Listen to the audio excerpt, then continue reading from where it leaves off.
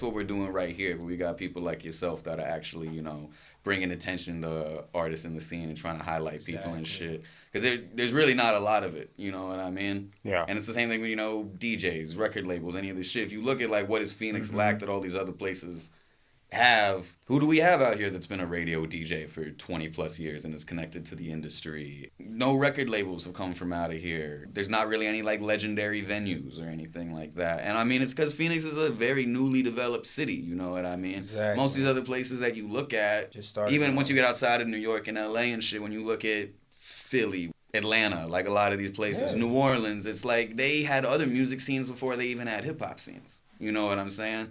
It was already, like, there was already artistic shit going on over there. You look at the Bay, they had, the Beat Generation out there. They had, all the political shit that they had going on. Whereas, like, there really wasn't shit going on in Arizona. And the problem is since it's a newly developing market, all the people with money that are either trying to do business in these other places or are doing business in these other places, now they can go into a new market where everything is much cheaper than all these developing places. And they can buy up the real estate, put their chain bars in effect, or have all this like Fox Concepts type of shit when it comes to like restaurants, bars, all this type of shit. That's why we don't really have a lot of local shit and local venues. And everyone knows COVID made that shit way worse because of like so many local businesses got lost and shit. So it was just like easy pickings for all of this shit.